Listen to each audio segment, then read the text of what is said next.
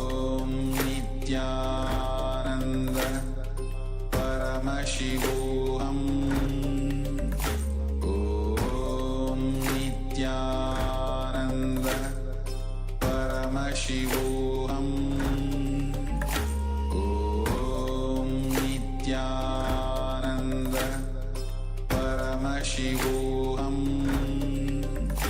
Om Nityananda Paramashivoham. Yes. Now you can all relax. With this, we come to the end of the manifestation, and all of you can now take a few moments to share your experience of this round, what you are able to see in your partner or in yourself, and what you experienced. If you are not able to see anything, that's perfectly fine. We are going to be continuing to manifest this power. It is just a matter of time and breaking the powerless cognitions and incompletions inside you. As we work on this process today, we will experience a breakthrough. So let us now get ready to move into the next session.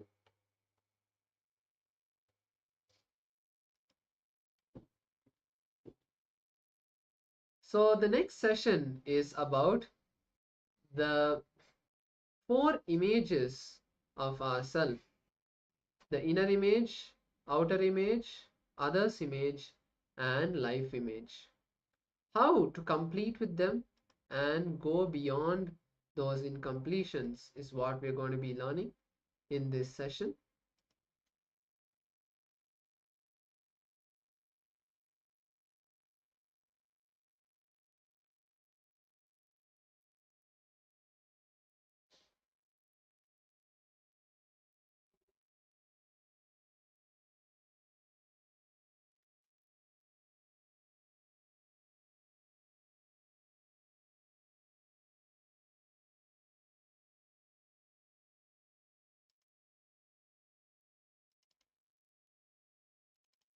So let's now enter into the space of listening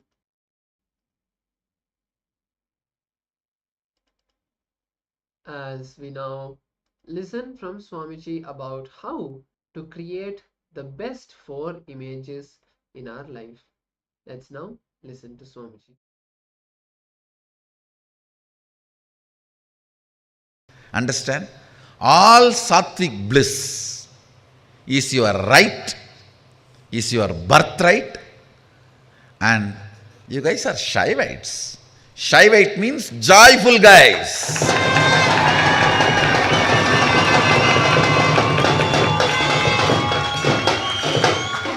We are Shaivites, we are joyful people. I tell you, joy destroys cunningness. Joy destroys this crooked thinking. Joy destroys lack of integrity.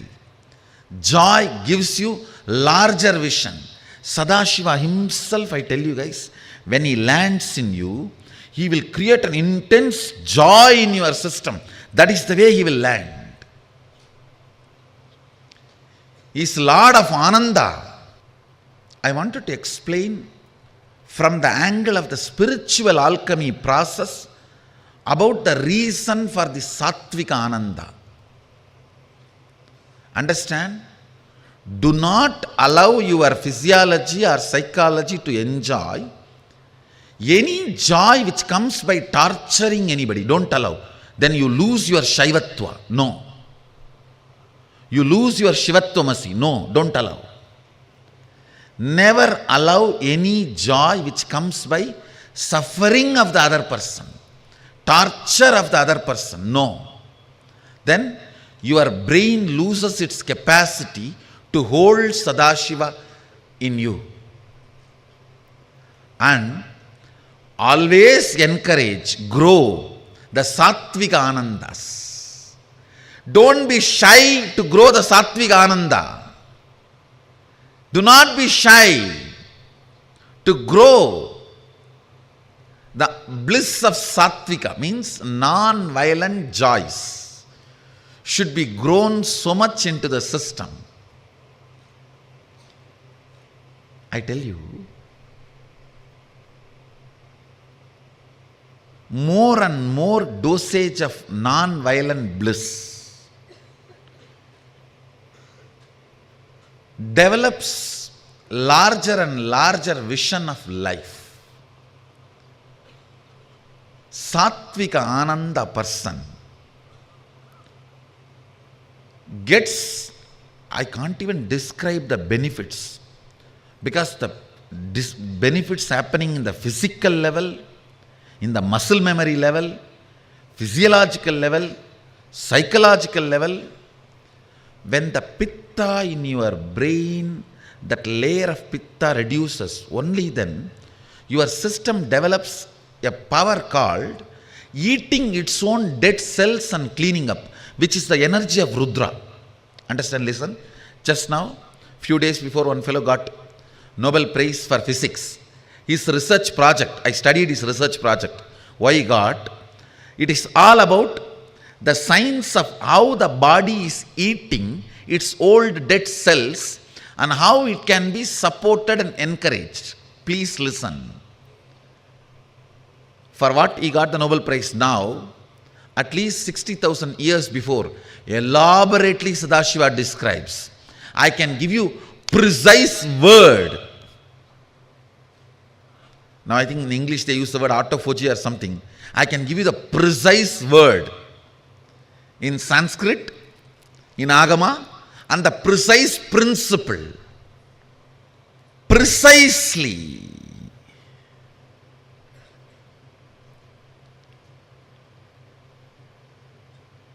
The Sattvika Ananda, what it does, listen, it will clean up the pitta layer in the brain, means the layer which makes you powerless, tired, and withdraw from the life for no reason. So actually, when the pitta layer attacks you, suddenly you will feel like frustrated and don't want to get involved with anything. If you come face to face with your mother-in-law or boss, or the people whom you don't want to see what happens to you at that moment, imagine that's the same thing, the pitta layer spreading.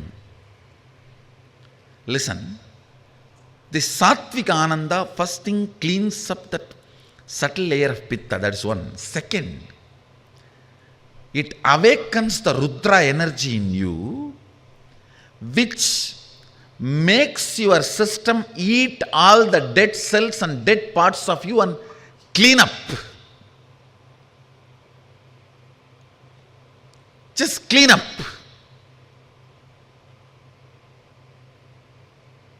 And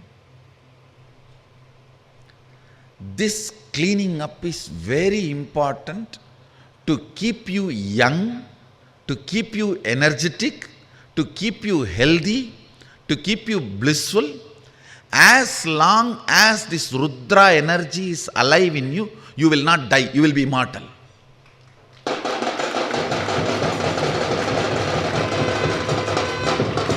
Sattvika Ananda awakens that Rudra energy in you intensely, I tell you.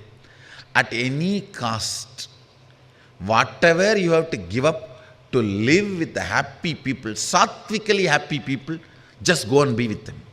That is satsanga. And plan sincerely to make that same kind of a Sattvika Ananda in your home and workplace. Where you are working, in your home, both places. A very simple thing. A non-violent joy will actually make your workplace productive. It will become productive. I am telling you, even in my Sangha, only the people who are joyful are productive. Everyone else is a load. It's a load only. I have many pillars, supporting pillars and hanging pillars. No, joyful people are all supporting pillars. They will be highly efficient, highly integrated, have a passion for sattvic ananda, have romance with sattvic ananda, the non-violent bliss, peaceful bliss, where you don't hurt anybody, but it is joy for you. Grow more and more of sattvic ananda in your system. Activities which makes the sattvic ananda in your system, you will become efficient, you will become integrated, you will be just glowing, you will be completely healthy. The Rudra energy in you will be so alive. You will be young forever. It's an amazing beauty technique. Now women don't need any other convincing reason or the context to practice. Done. Only for men I have to give the remaining reasons. The moment I know the way the body of the kids move, see when they jump, dance, the way the body moves itself, I know, yes, this kid has come to integrity. He has lost all the cunningness. He is no more cunning. Or the joy, when the joy can become a lubrication for all the body joints and move, you can't retain cunningness anymore in your system. You just have to be, see, joy always makes you integrated. For example, if there is high water level in Ganga, you don't have to worry about the stones in the bed, river bed. You can just go in the boat or ship or whatever.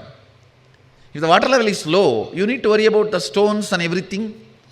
The river bed, boat cannot travel comfortably. Same way, in high joy only integrity boat can travel in your life.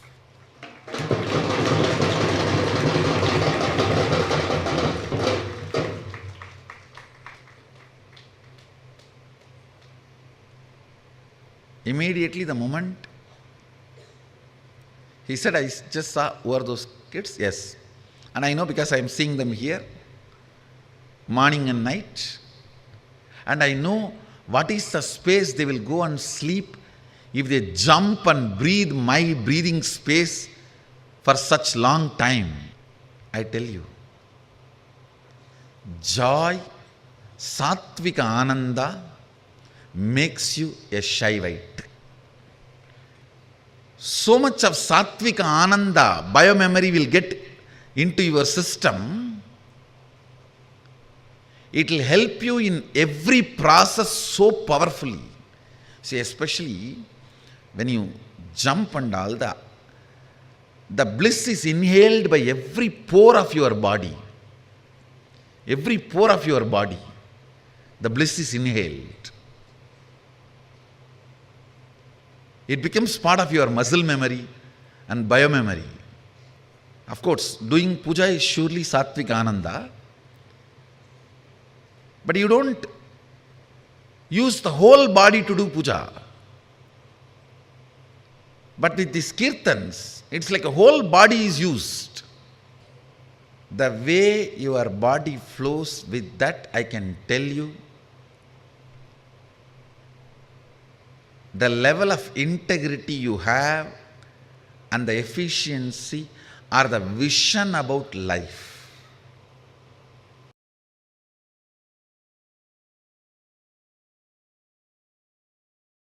Nityananda Paramashivoham Om Nityananda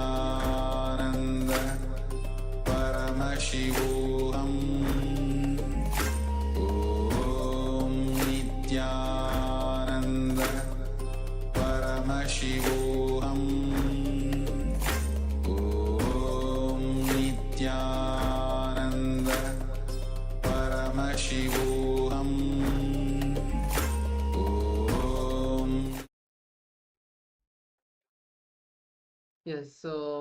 That is another powerful satsang where Swamiji shared about the powerful way to experience Paramashiva and raise our identity to the highest level.